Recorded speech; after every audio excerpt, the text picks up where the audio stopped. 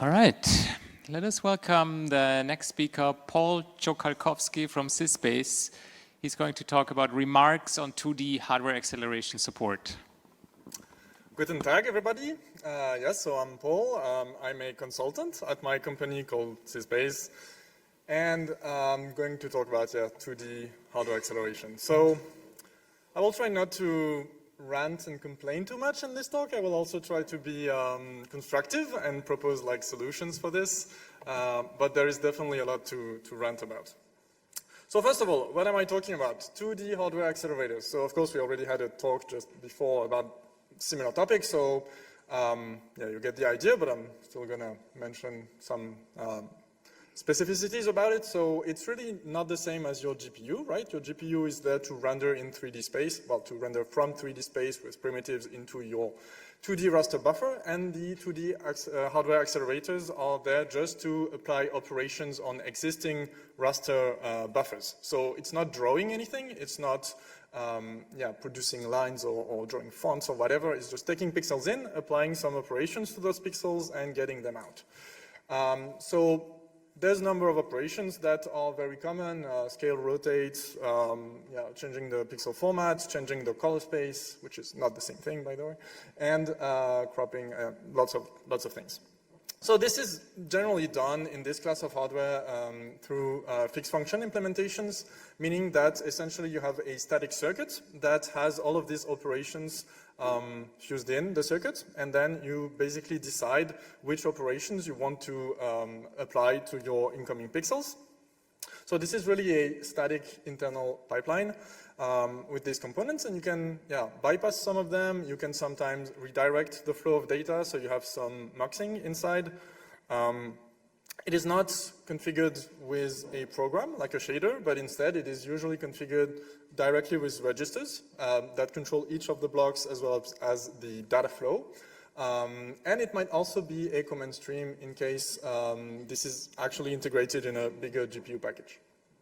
So this is useful essentially for two things. The first one being compositing, of course, for displays, but also for multimedia pipelines. So this is not just for graphics, this is not just for display stuff. It's also very useful for cameras, encoders, decoders, all those things will particularly benefit from that. You have two types of integrations of these types of hardware units, what I'm calling standalone or dedicated. Standalone would be the case where you have a DMA engine that takes the data from your memory, feeds it through that pipeline, and then writes it back to memory. And then you have the front-end ones, which is closer to what we have with DRM planes, to put it trivially, where essentially it gets the data in, applies some operations, and then feeds it to some other engine which is not memory. So in the case of display, that would be the display engine that then puts it out on the display interface. It turns out that this type of hardware is actually quite old. It really came around in the late 70s when the microcomputer revolution came in, and yeah, it was very much used in the 80s. And eventually it was kind of replaced by the full GPUs that we know today, starting from the late 90s. And actually around the 2000s, it sort of became relevant again and came back, but it really actually never left, but it became more used, especially for embedded and low power use cases, which became more prevalent and more interesting. Today, this is definitely still around. There is definitely a lot of interest for this. It is useful and used. So yeah, great hardware, and we still have to care about it today. So some examples of designs that exist, you essentially find three different types. Either you have available design from design houses like VeriSilicon, there's a few others as well, that just sell some units that you can integrate in a bigger system on a chip, or that you can put in some other kind of chip. But it's also typically a rather simple thing to implement, so you will find lots of vendors that will actually have their own in-house designs. Samsung with the FIM G2D, you find Rockchip with the LGA, or Winner has a G2D one. So there is a number of examples of this. And the last case would be that this is integrated as part of a bigger GPU unit. So For example, the Imagination XGX that maybe some of you remember on the OMAP and others add a separate 2D part, which is again something that is not part of the 3D rendering core, but it's still part of the same package. So typically you might still configure it through the same command stream interface. So this big thing here is an example of the RGA3 unit that we find on the RK3588, which was mentioned already during this conference. So you can see it's fairly simple. You have your two pipes, you could say here. So two DMA engines that receive pixels. Then here you have some big blitter, and you have a single DMA out, and then you have a bunch of operations in the middle. So what is the status of support for this kind of hardware? Well, actually it has slowly decayed. So this is essentially where I start to complain, because things have not been going in the right direction on this. Back in the days, we had FBdev drivers. So of course, FBdev is horrible. No one wants to use that. But it had one thing, which was acceleration, 2D acceleration through custom ioctals. That was driver specific. That was not generic, so of course not really great, but it existed. And then on the user space side, we had on X386 an API called XAA, and later on X.Org we had EXA, which was there to provide this 2D hardware acceleration that was sometimes going through some FBdev custom ioctals, sometimes it would directly access the hardware. And in general, the people working on these APIs felt like they were kind of difficult to use, to maintain, and the general feeling was that it was not very satisfying, but at least it existed and we could leverage this hardware feature.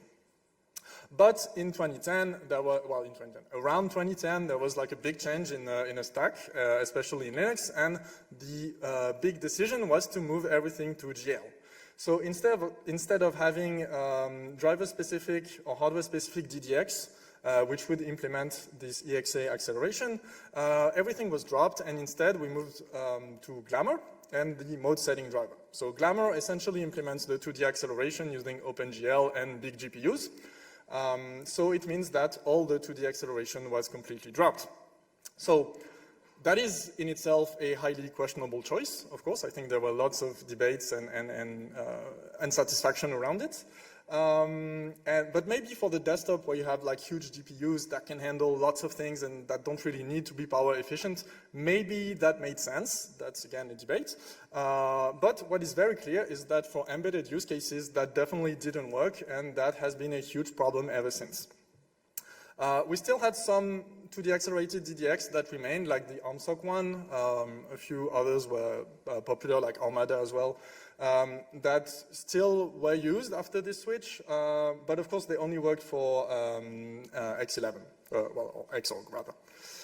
Eventually, Wayland replaced X11, so all of this was put to the trash, and the Wayland compositors typically started with GL support. And sometimes Pixman as a backend to do CPU rendering, but there was nothing to support the 2D hardware. So essentially, we were back to square one, no support at all, and yeah, that is pretty dramatic. Now, good things happen too, I can complain, but I should also be fair. So we have some DRM render drivers that do support 2D acceleration. This is the case, for example, of the Exynos driver that supports the Samsung 2D accelerator that I mentioned before. And these use, like any DRM render driver, some driver-specific ioctals, which is especially not elegant for fixed function hardware. You could also argue that it's not very elegant for GPUs, but you know, at least it works. Yeah, we have those drivers, and we also have Etnaviv that supports some 2D hardware. Or at least it allows you to program the 2D hardware, so you can pass the command stream to them. And recently there is a GFX2D for microchip that was submitted just like a few weeks ago. So there is still some interest in that. So on the kernel side, for some hardware, we do have drivers. That's already something. We have KMS planes that were introduced, which only concerns what I call the front end 2D hardware accelerators. So This doesn't cover the memory-to-memory ones, only the 2D accelerators that are tied to a display engine. And it's almost satisfying in the sense that we can almost support every kind of pipeline of these accelerators. The main difficulty is the fact that it's using flat properties, and I'm going to come back to that a bit later. But essentially, it is not sufficient to properly describe the complexity of the internal pipelines of these 2D accelerators, but we can still leverage a big part of them, and that is good. We saw, for example, with the color pipeline thing, that things are actually more complicated inside hardware, and that just a flat list of properties is not sufficient to, let's say, leverage all of their potential. But we at least get some basic stuff like scaling, format conversion, maybe color space conversion, and things like that. So it's almost satisfying. In the meantime, outside of DRM, we saw the M2M framework that got developed. So V4L2 is the API for video for Linux, and M2M stands for memory to memory. So it supports these kinds of devices that take some pixels in, apply some operations, and push the pixels out. So it is also related to those 2D hardware accelerators, but it is very also limited because it works with a single buffer in and a single buffer out, meaning that you cannot do compositing, which is one of the main things we want to do with this hardware. But it still supports some multimedia workflows, and we have some drivers for it. Now, regarding the Wayland compositors, yeah, they are now starting using the KMS plane, so that's great. But for the memory-to-memory 2D accelerators, the main problem is that there is no generic library that they can use.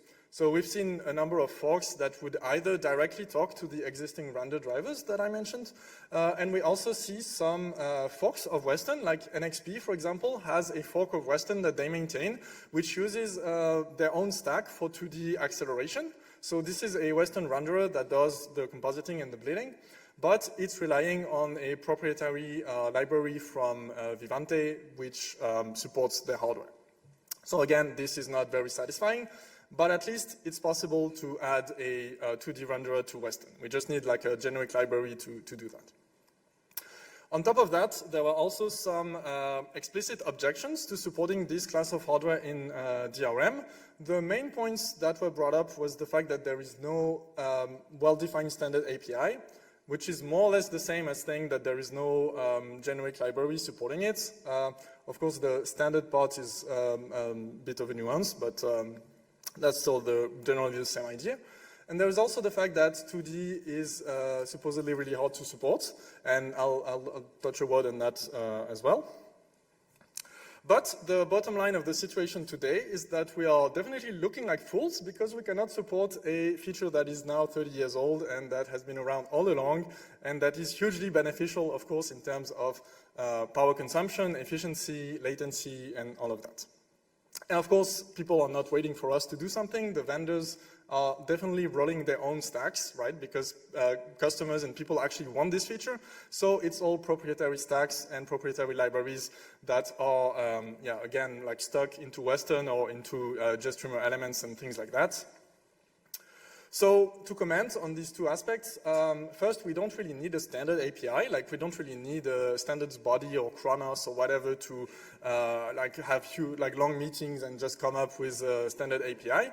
We didn't need that for Wayland. We didn't need that for any other kind of software API that we use. OpenGL is more the, and maybe Vulkan as well, is maybe more the exceptions than the norm.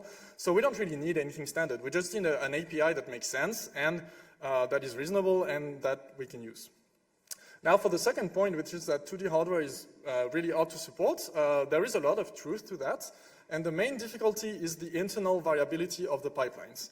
Essentially, I mentioned that we have a number of internal blocks in those 2D accelerators. And each block essentially corresponds to a particular feature. And depending on the hardware, well, there might be or might not be some of these blocks, some of these features. And they might be configured in different ways. There might be especially order differences. So having, like, for example, a rotate block and then a crop block is not the same as having a crop block first and then a rotate block, because, of course, you're not going to crop the same thing. So the order between the block definitely matters. And there is, of course, also the data flow configuration that might be different. You might be able to skip some elements in some hardware, and you might not be able to do that on some other hardware. So there is definitely variability in that.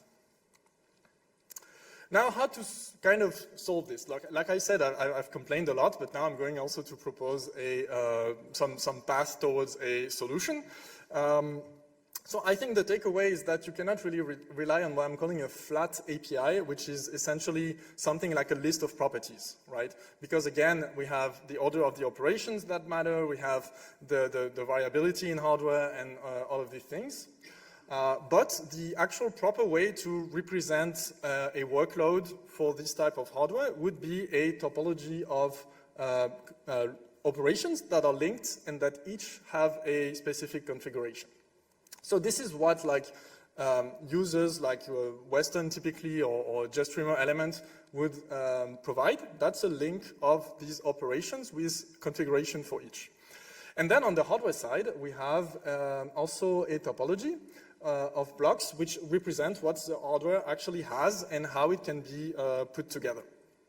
So if you're a bit familiar with the Linux media space, especially the media controller API, it already works like this. So the idea is that it exposes a number of blocks to user space to indicate the different components that exist and how you can connect them together and how you can configure each of them. So this is definitely something doable, right? This is not like an experimental idea that may not work out. This is already done in Linux media and it works pretty well. So with these configurations in mind, it's actually possible to come up with a generic library and a generic UAPI on the kernel side that would allow supporting these drivers. So we would have, one aspect on the kernel side with, so I'm calling it DRM G2D, okay, so that's a graphics 2D for this class of hardware. So that would be a core part, some drivers, and a UAPI, and all of that could be generic. And for the user space side, there would be a matching libg2d, which provides a minimal API following this concept of topology.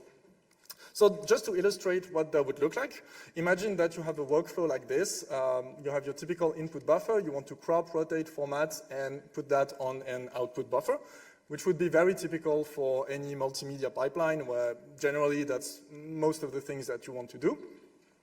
And then you have this hardware. So this is fixed topology, right? This is how the hardware was designed, how it was made, and you cannot really change anything about it. But you can choose which blocks you want to bypass. So everything that is dashed here would be bypassed. So these are blocks that would be disabled, and the data just go through them. So from what the user requests, you can essentially find a way in the hardware to apply the same operations. So for example, here, one difference would be that the format is before the rotate, when here the rotate is before the format. But it doesn't actually matter, because rotating, you could say, is like independent of the pixel format. So if you convert the pixel format after rotating, you still get the same result. So this is a case where you can reorder these elements. So that's essentially the main idea that I'm defending as a proposal is user space submits this, and we configure this on the kernel side. So on the kernel side, the way it would work is that the topology has to be explicitly described in the drivers because it's hardware specific. So it's the driver's job to know how the hardware is made and which blocks it has. So the user space side would then retrieve that topology, which is like purely informative. And then it would essentially submit a job that corresponds to a state of that topology, which is essentially a list of properties that is assigned to each block of the topology, including links between the blocks and the bypass that you could have. Of course, you also have a DMA side where you could configure gem memory handle and fences, so all the usual stuff that we have. And then another important aspect is the validation part, because you have to somewhat verify that what user space has provided is achievable. And that's pretty much it. The driver side would be actually pretty dumb and simple, right? Because it just receives a state of a topology that it has explicitly expressed. And so, yeah, it doesn't need to do much more than that.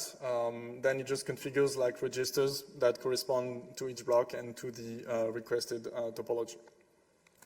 Now, on the user space side, it's both easy for users, but more difficult to implement. So yeah, it's easy for users because users just have to like create these blocks, say I want to scale operation, I want to scale to these dimensions, and then the next step is I want to crop, and then eventually we store to a buffer.